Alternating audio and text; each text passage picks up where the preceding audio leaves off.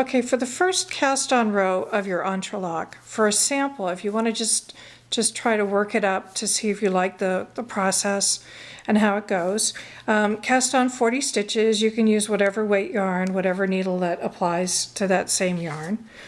And what you're going to do when you start out on the right side, you're going to knit 2, purl 2, knit 3, purl 3, knit 4, purl 4, and you're going to keep going back and forth until you get to purl 9. When you're finished purl 9, you're then going to knit 10 and you're going to stop.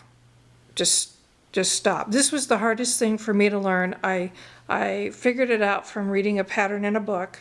There was no YouTube at the time, and it was a lot of hours not understanding that you had to stop and not use those stitches anymore until they come back later. So if you need to, you can always put a stitch marker in between the triangles to remind yourself not to work over.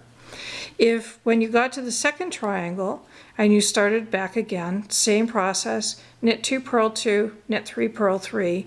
If when you're working your purl back and you happen to pick up an extra stitch in the first triangle, it's going to mess you up when you get to the next row. So you have to be very conscious to not go into the finished triangle. And I know they don't look like triangles right now, and that's because this is how the triangle looks, and we're looking at it the other way. So of the 4, so you'll do purl 9, then you'll do knit 10, and then you'll stop in your head, and then you'll continue to the next triangle. So here I've purled 9 on this third triangle, and now I'm going to knit 10, and then I'll be done with this one.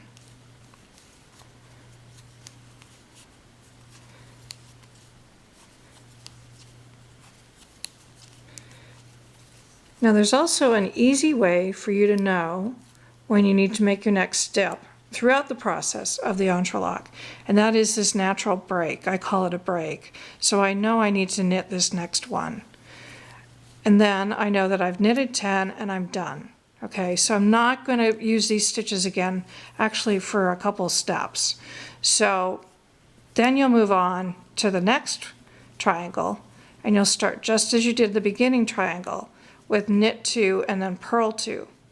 So let me show you how I purl when I do entrelac. Again, it's, if you're going to turn your work around for 2 stitches and then knit 3 and then turn your work around for 3 stitches, it can get really tedious and a little time consuming. And if you knit the English style that I do, one of the ways you can overcome that is by knitting in reverse or knitting backwards or purling backwards, whatever you want to call it. So this is actually the same as if you were turning your work, but it's just doing it from the front. So you're going to take your left needle into the back of that first knitted stitch. You're going to wrap your yarn around the back needle, the left needle. You're going to pull the right needle up and over and off, and that's a purl. So it would be just as if you had turned your work. So again, you're going to put it through the back of that second stitch, yarn over, and then lift your right needle up and off, catching that yarn. So that was knit 2, purl 2. So then we'll do knit, and we have that natural break. 3 is our next one. And then we're going to purl back. So we're going to put the needle in behind, over, up and over.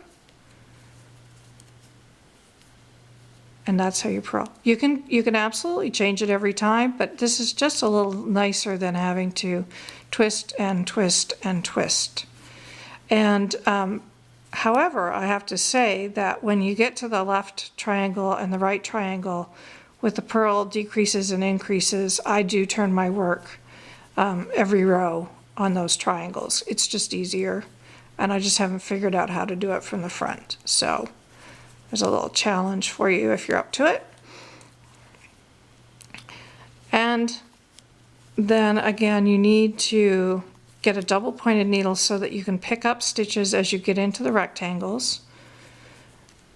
And I will show you at some point how to change color if you want to do a different color for each block or each triangle each square. That's easily done.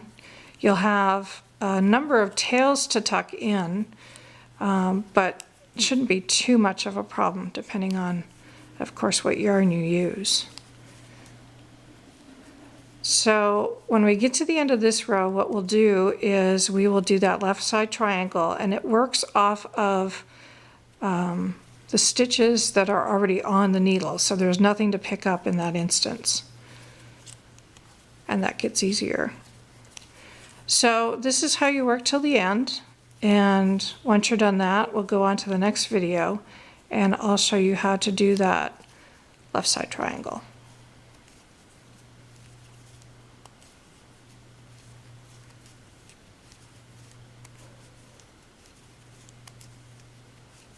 And we're getting close and almost there. And you don't have to use the circular needles. Like I said, I just like them because I can pull my work out and see it all as one continuous string, as opposed to having to, you know, in the middle of the row on straight needles.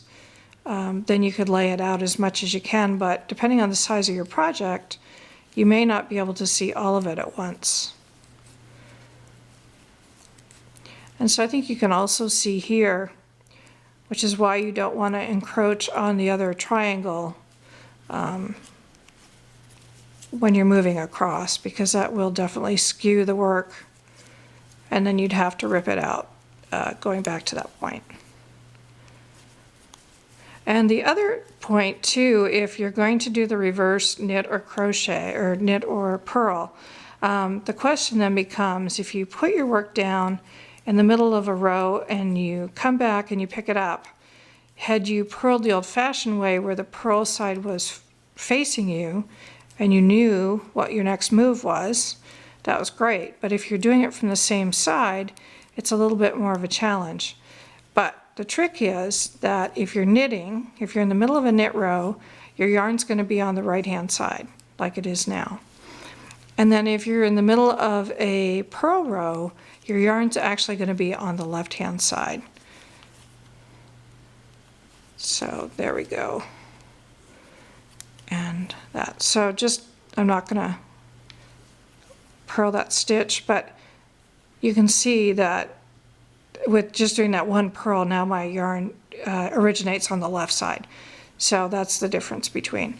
So next video I will show you how to then make that left side triangle.